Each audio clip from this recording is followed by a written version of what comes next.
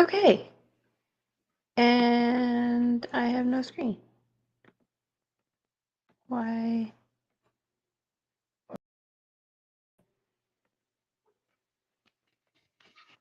Oh, it helps if I turn the camera on. Woohoo, guys! Yay! Okay. Welcome to Spinning with Q and Katy. And we're doing the Spinner's Book of Yarn Designs. And I am here at Q's house. But there's no Q to be found.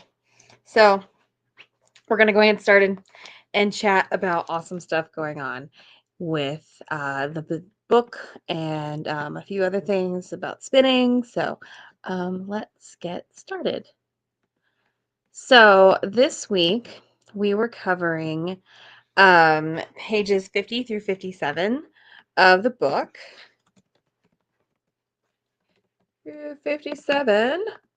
And I'm going to tell you all about that. And here comes Q and Jasper now. So maybe I should just wait, but okay. I don't know. I think you're committed. I'm committed now. Dean says I'm committed. So we're going to go with it. Okay. So this week is all about drafting techniques. This is kind of a really meaty episode. So I want to make sure that you are able to see that. And so the basics are is you have two different styles of spinning. Two different ends of the spectrum, I should say. You have worsted spinning and you have woolen spinning. Worsted spinning is the smooth stuff. Woolen spinning is the airy stuff, fluffy, right? That's the kind of like just the very low down drift of everything. So, and I wanted to say that this week I have been working on my woolen spun, by playing with some long draw on my brand new Turkish spindle. So I purchased a Turkish spindle this week, and I have been working on that with this lovely bit of fluff that is combed all in the same direction, but it definitely has only been through the pin director like once. So the sliver it is moving all in the same direction, but it is much more like spinning a rolag than it is like spinning comb top. So it definitely has some floof to it. So yes, and then on my wheel I have my alpaca, which I have been working on here. So last week we talked about how I was going to work on spinning some alpaca up. So we can see that that has all been gone. This went through the pin director a couple of times. And so it is considered roving.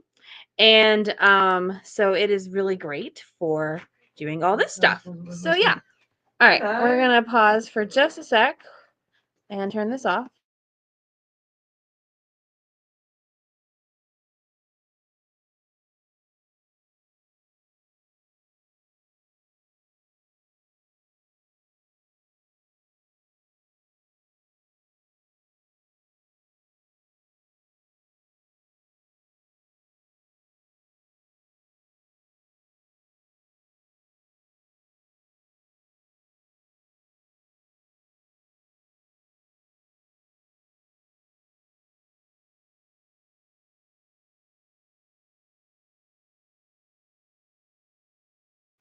Okay, so woolen spinning, or let's start with, woolen spinning.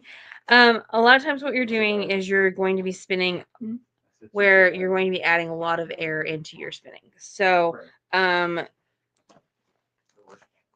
Sarah Anderson talks a lot about how to do that, and she gives very detailed instructions on how to do woolen spinning. I'm not very good at it, so that's very good. But she also says that there's a continuum. So most people spin somewhere between woolen and worsted, and there is no right or wrong way to do that. So, yeah. Here's Q. With Look, find that there's no right or wrong way to spin. there's really no right or wrong way to spin. That would be our but challenge. you should try different methods so that you can grow as a spinner, True. which is pretty much what she says. Why do you say that you're not good at woolen spinning? I don't do a lot of roll-ags and spinning with them. That's well, okay. Okay. Yeah, see, I'm much more of a woolen spinner than I'm a worsted spinner. Oh, look at you with your Turkish spindle cop. Wow, when did you start doing this? Saturday. Okay. There is literally nothing she cannot do. Wow. I haven't picked up a drop spindle in probably 10 years. Check out this little Turkish spindle turtle you have. I love but it. I was telling them that this has only been through the pin drafter once. Okay. So while it is comb top, it is Mm. it's got some air to it. Yeah, it does. So It's and a this small mill, Colton. it is small mill. No put down intended. No. It's just very different than the commercial stuff. And this is Cormo, so it's also a little shorter. Yep. And it's got a lot of spring to it. Lots so of that's the way that goes. Q had an MRI, so she's on Valium. So she's very chill right now. Well, yeah, okay, am I? Yeah. It's weird because I don't feel any different at all. I mean, I let Jasper drive because no smart person drives home on 2 Valium, but this is amazeballs. So So when we're doing your woolen spun, you have your roll ag attached to your leader. Blah blah blah. Here it is, just like this, right? And so as we're pinching, we're going to be adding the short forward hand, so you can see how far apart those are. And as I pull, I don't have anything pinched up here. I'm just holding this so that you can see there's an endpoint, and I'm just pulling. So everything is kind of pulling in the same direction, but I'm not doing a lot of work. Let's put it that way. You don't really have to with that. So, and the twist, as I'm going, while it's going up from the bottom of the whirl into the fiber. Mm-hmm. What's the word? Mm-hmm. You supply fiber. My supply fiber. Yep. Mm-hmm. Who had the value? I don't know. Just checking on that. You know what? I drove for 7 hours today. Indeed. Okay. You did indeed. There's a difference here. All right. Absolutely. So, when we're pulling here, there's not. I'm giving it a very long draft. So that's a long draw. Yeah. And that is going to be one of those woolen preparations. Yep. So long draw is the classic. You probably said this is the classic way to spin. I haven't said that yet. So yeah. Okay. So there you go. That is demonstrating. Oh my gosh, I'm so impressed by all the things right now. Yeah. Q can't do this right now because she can't raise her arm over it. This is true. Also, I am terrible at drop spinning, so I mean, I couldn't do it. I know they're great. But that is true. That doing that would that's about as good as it could get, and it wouldn't be good. It was super fun. Yeah, that's great. Look at you! I'm so impressed. All right, so I'm gonna put this back on here so I don't lose it. That's right. It's drafting. It's all that stuff. But it's all about drafting today. It's all about drafting today. Okay, so the other type of spinning is worsted spinning. And so a lot of times we see a short forward draw, and that's where most people start their spinning journeys. And so we'll use some of this. Nice. That sounds good. What is this? All right. For Hibben Farm. It is. I know them. Ooh, look at that. Oh. All right, that's what's on my wheel, or that's what's on this bobbin right now. Who is this? This is going to be Cinnamon. Oh, look at that. Boy Cinnamon. Boy, does that draft nicely. This is Boy Cinnamon. Okay, so Q's going to show you a little bit here about how to hold it. Oh, man, look at that. So short forward draw. So short forward draw. I don't even know where the camera is right now, so I'm not sure. It's right here. Oh, good. All right. So if you're doing short forward draw, basically it's forward, draw or draft is the other word that people use. And forward is literally what you're describing is you're moving your drafting hand forward. I should hold that up a little bit. And you are not going very far. Right, so you are pulling it out a little bit. Now, obviously, this works much better if you're attached to a spinning wheel and putting twisting fiber. But, instead of moving one hand backward, you are moving the drafting hand forward and then sliding it back along the drafted out fiber. I think the draft spindle is a really good demonstration of the long draw, though, because you pull your hand up. Yes. And you can really see that happening. Yep. Whereas this is more, you can see it happening from the front. So, yeah, this is super fun stuff.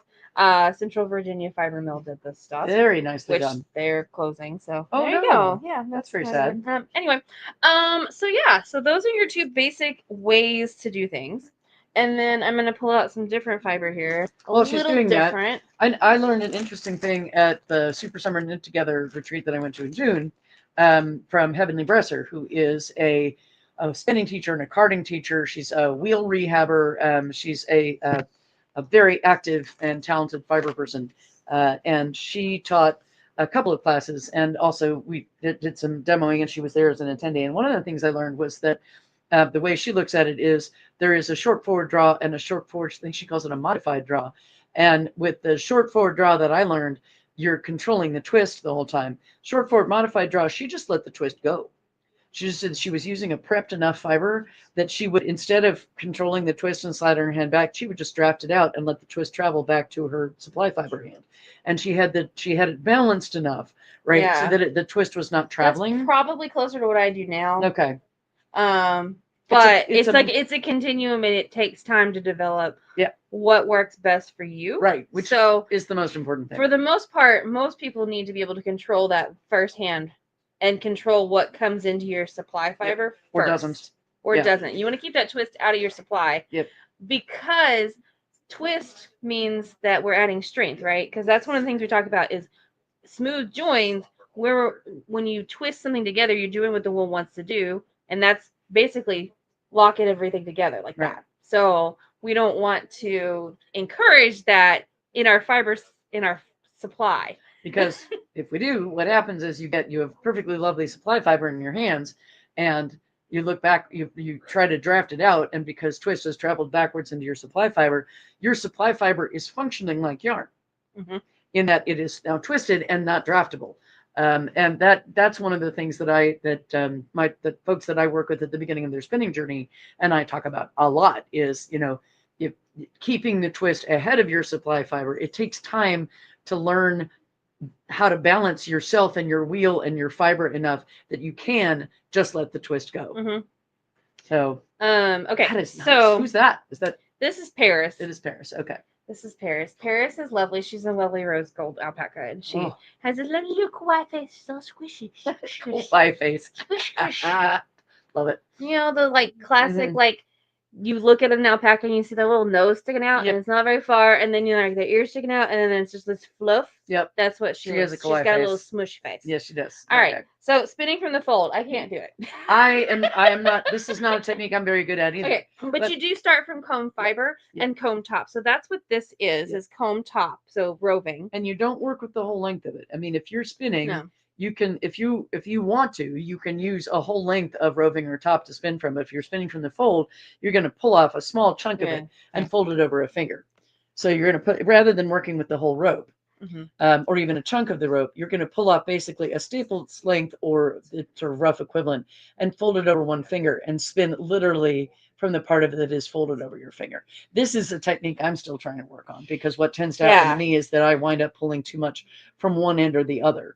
And spinning from the fold takes some practice. I like it with bats, though. I have done a little bit of it, and it is easy to do that because you can fold the whole bat over sideways. Yeah, so it's that's true. lot. You have a lot more length to work with, and so you're not struggling with it. But what you want to do is you want to make sure, and wherever you put your finger in, when you're holding it, you want your finger to be in a 45-degree angle from where you're feeding it into the machine or whatever you're doing. Right. So whatever type of spinning you're doing.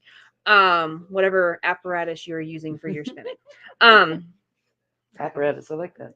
And it works. It works. You get so many options. All right. So if you have it at a 45-degree angle, then it's just going to come pull this way. If you go horizontal to your feed, you're going to have you're going to end up with a lot more problems of everything kind of squishing together. And if you go 90 degrees, it's going to do the same thing. Yeah. So 45 is what she recommends, and I think I agree with that. For what little of this I have done. I need more practice on spinning from the fold. And some preps are better for it than others. Let's see. Good joins. Folded long draw, same kind of idea. You're just doing a lot more of it, and that really is good for bats. So Q specializes in making bats. I do. So you can definitely try that out with one of those techniques, and you can come and see us this week at Alabama Fiber Festival, or at our little Texas tour, starting off in Mena, Arkansas, at Rich Mountain Yarns in Mena on Tuesday. So next Tuesday we will be coming from I think we're gonna still be in Mina at the time. I don't know. Oh, cool. Okay. Either that or we'll be at my in-laws. I'm We'll just see. getting in my car and following them. I'm not sure yet. We'll figure it out. We're gonna have a good time though. We're going to Mina, and then we're going to where are we going? We're going to what's the itinerary? Abilene. Abilene. And then Abilene Yarn Co. And then Okay. we're headed to Kerrville and going to the Rogue Skein, and we're there for 2 days. And we both have classes there. Yep. And then we both have classes at all those places actually, Yes, at actually. Rich Mountain and at Abilene Yarn Co. Yep. and Rogue Skein. And then on Sunday we kind of wrap it all up, and we're both teaching at Fiber Fate in Buda. Did I say it right? Yeah. Yay. Very excited. Buda. Buda. Buda. Because that makes Buddha. sense. No, Buda. Yeah, no, Buda. Okay. Well, Buda. every place has those. Yeah, I got corrected a lot last time. Anyway, Angela's super excited about having this. So. Oh, so excited to be there. The other thing that a lot of people really do struggle with is, and they panic about when your wheel takes your yarn out of your hand and then it does this. Woo, what do you and you're like, oh my god, oh my god. Yep. So we're gonna add it back together, okay? Yep. So you're gonna take all the twist out of the end here. So it's gonna, let me show you on here. So you see how this is, I went ahead and tore mine off the wheel when I changed my bobbin, but you can see there's a nice floofy end. And so I took all the twist out of this end. If you can see the And you can do that in a couple of different ways. One is you can just untwist it with your fingers. And then I can't remember if it's her or someone else who talks about having a tapestry needle. Yeah, in hand she that has you can comb one. it loose. You can comb it loose. I'm not usually that picky, but then again, I don't spin for super consistency, so I don't know. Right. Anyway, so then you're going to take the other end of your loose fiber, your supply fiber, and you're going to basically lay them over each other. I call these the floofy ends. That's the technical term. Yes, the floofy ends. Lay them over each other. I use 2 different colors here so you can really see. And then as they spin, you're just going to continue drafting in whatever method you're doing, and that's going to pull that twist in. So hold those 2 ends together just for a second, and then let the twist take over. And it doesn't take much. Nope. Don't overthink it. Yep. Just let it go. Yep. Hey, it's Virginia. Hi, Virginia. Yeah, she's already gone now. But But anyway, Yep. So yeah, there you go. That is the basics of all the good joints. We'll So do a couple of live ones of these next week when we've actually got we'll room try to do some more. We're at my, I'm sure that Katie said we're at my super crowded house. All right, you want to talk about making a nitty notty? Oh, do you have a nitty notty? I do have a nitty have notty. one. I have to think about where it is, but I'm pretty sure I do have one. I don't have a nitty notty. I have at least. Okay, so nitty notty, while fun to say, is also a great tool. So nitty notty is essentially a tool to make skeins from your yarn. So we all have had these moments where we're like, "Ooh, look at all this pretty yarn I made," and then you're like, "Okay, now it's on this bobbin. Now what do I do with it?" Okay, so you've gone through, you've spun it, you've plied it. You're like, "Man, this yarn looks so good. Now what do I do?" So typically, I would put it on a lazy Kate just to kind of give myself my bobbin freely will spin, and then Q's gonna pull out a nitty notty here. I am, and this one is modular. This is a nice nitty notty. These aren't made anymore. I looked into this one at an estate sale. But basically, a nitty notty, it's a curious thing. It's sort of hard to describe, so it's probably actually going to be considerably easier just to show it to y'all. There it is. There's the other peg. This one I like because it's got 2 different central columns, which comes in handy because these get you different lengths of skeins. So basically, nitty notties typically look something like this. So they have they have a long shaft, and then they have 2 ends that are set at right angles to each other. And one end is going to have one of these crossbars is going to have an end that doesn't have a terminus point, and the other 3 should have some kind of terminus point. And so what you then do, let me grab some here, I have some yarn. Oh yeah, we can use some of that. I can just pull off the rope. So we're going to pretend for a minute that this is yarn. We will cotton candy this in a minute. Love it. So I bought this from Ozark Highlands. I love their put up in the cotton candy put up. Yes. JJ has a bunch of those. So they were at NWA this weekend. Okay. We'll put it back. All right. So if you're ready to nitty notty off some yarn, pretend this is yarn. We're gonna pretend this yarn. This is super bulky yarn. So most nitty notties have a thing in the center. This is a little bit hard to see. There's a little groove right there. If it doesn't, you just hold the yarn. And what you do is you start it and you hold it around the center, and then you wrap it around one protrusion, and then you go down to the bottom and wrap it down that one, and then you wrap it around this one, The top, and then you wrap it around the and fourth then the one. bottom is the opposite. Yeah. And so you're doing this number. Mm-hmm. Okay. And so what you're getting gradually is a skein built up like this. And it takes a little bit of twisting, but it's a pretty straightforward mechanism. I'm getting it to the end of this. Not yet. All right. You're good. Almost. So once you get to the end, a nitty knotty is, by the way, a tool. They're not hard to find. They're also not. Is it still attached? Yeah. Oh yeah, it is. Okay. So they're not hard to find, but they're also not difficult to make. You can make them out of PVC, and when you're done, mine that I use all the time is a PVC. you tie it, which I'm not going to do because we're still working on this as fiber, and then you pull it off, and what you have is a skein, and then you can twist that up until you're ready to set it, or you can put it right on a Swift and take it off as a center pull ball.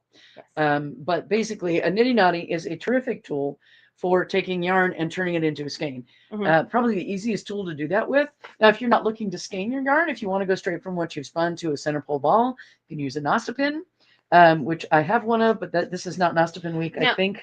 Sarah talks a lot about in this 2 pages about setting your yarn. Yes, she does. So, setting your yarn is literally just washing your yarn. Because you do need to do that, especially if you're going to wash whatever it is that you're going to make with your yarn. I mean, if you're going to weave it into something or spin it into something. It's overrated. I think it's just sort of, yeah, well, it's a... You can ask me how many skeins I don't have washed right now. Most of them. Most of them. Yes, yeah, but how many of them have you actually made into things? None. Okay, well, there's the thing. So... You know, and if you're going to make if you're working with your hand spinning, you're going to make your hand spun into something that you're not going to wash. You're going to make a wall hanging or something like that. You don't have to set your hand spun. But if you are making hand spun because you want to use it for a textile that you're going to wash, or you're making it for, to sell, or you're making it because you want to make a sweater and you need a sweater quantity of fairly consistent yarn, you do need to set your hand spun, which basically means you need to take it and wash it. And however you're going to actually use the in your finished garment, which is how I always recommend blocking knits or crochet. Like you're done, you're like, oh, I need to pull this out and block it to a certain measurement. No, because I don't know anyone who actually does that to their sweaters every time they wash it. Every time they wash them. Block their sweat. Holy cow, do people actually do that? Apparently, but I don't know. Okay, well, if you don't, I don't know if you would. You're lucky if it gets washed. So that's how I roll. But setting your yarn is another good thing about setting your yarn is that if you're working with hand dyed fiber, which unless you're working with the natural stuff like the gorgeous stuff that Katy has. Oh, the alpaca, not the stuff on my drop spindle. Yeah. Hand dyed fiber. Hand dyed fiber should be dyed by the dyer, like say me, to not bleed on your hands. Yes. Now there's some dyes that are bleed prone even if they are set. There are also some people that just attract all the dye. She turns blue. I turn into a Smurf. It's great. But there is also, when I have set yarn that I have made from other people's fiber before, I have put it in and if you talk to 5 different hand spinners about how they set their yarn, you will get 6 different opinions about how to do that. Okay. So the basics are you put it in water that is not cold. And then you put it in water that is cold, and then you get as much of that water out of it as you can, and then you dry it. Yes. How hot or not hot the water is, whether it has a soap in it or not, or surfactant or not, how cold the cold rinse is, what you do with it after that. When I learned how to set yarn, I was taught the thwap, which was great when I was in someone else's kitchen, because when I was living with my partners, which was when I learned how to set yarn, the thwap, what was involved there was you took the skein of yarn out of the sink, squished all the water out of it, and you beat it, and then you thwapped it onto the countertop, which was extremely satisfying and tended to scare all of the cats in the vicinity. I don't do that in my kitchen because I'd have to clean it up. Yes. And we're going to leave that one right there. That's good. How you dry it, how you set it, there are lots and lots of articles out there about this. If this is something that you're interested in, Sarah has some opinions about this. Spin-Off magazine from Long Thread Media has had a couple of really good articles about different ways of of finishing your yarn. And because spin-off is sort of the Cook's Illustrated of spinning. They'll have whole articles where the person will be like, so I spun 17 skeins of 100% silk from this particular dyer in this one color. And then I set them in 17 different ways, and here were the results. That is way more patience than I have, and also way more time than I have, but I really admire it. If you want to deep dive into that, do it. But the basics are, you put it in some water, you put it in some other water, you squish the water out, you make sure in the first bath that it's not leaking color. That's where you get to do that.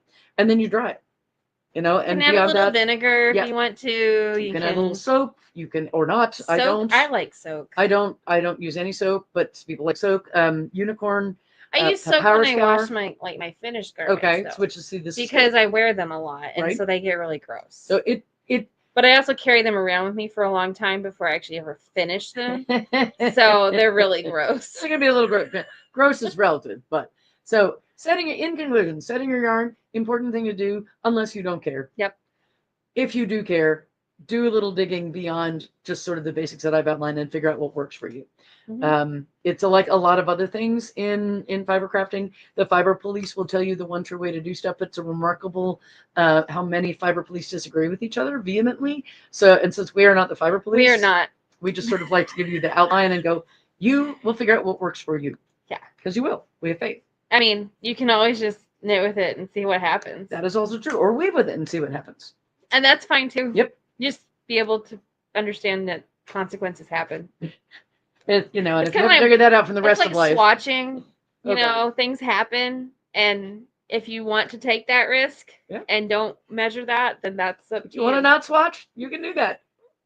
So what are we doing next week? What are we doing next week? I put it in the comments. Oh, good. Okay. It is November 18th at 7 p.m. and we're doing pages 19 through 49. Yes, I know we're out of order. I just felt like we skipped weird.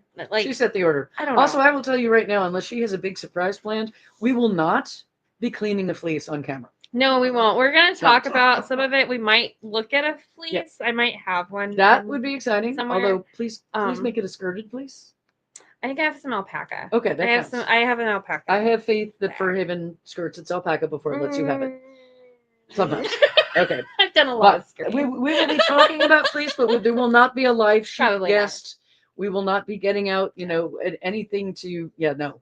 And we're going to talk about carding. Yes, which we might actually have a drum carder. Yes, drum carder, string cards, floating board, all that good stuff. You have all those things. I have all those left things mine at my parents' house. I have all mine. All right. So it's all good. So next week we'll do that. So we'll do that then. Okay. If you want to join in, don't forget it's the Spinner's Book of Yarn Design. Spinners, yeah. So you can check that out from Sarah Anderson. It's available for most major publishers. Great book. I think it's available on Kindle, but this is a book I would actually recommend getting in hard copy, just because it's easier to use that way, and it does also have handy dandy cards, removable cards at the end that you can carry around for the techniques that we will indeed be getting to once we get done with the part where we're not actually cleaning fleece on camera. So we're not cleaning fleece. We're not doing that. We may never do that, but we're certainly not doing it on camera. I will talk about that other really cool book that I have that shows an unclean fleece and a clean fleece. And then is that the fleece? The guy? Yeah, that's such a fiber source book. Really good book. So we'll talk about that book next week too. Yep. Okay, we're done, I think. Bye. I think we are. Bye, guys. See you next week. Let's see. We're going to end stream. I don't know how to do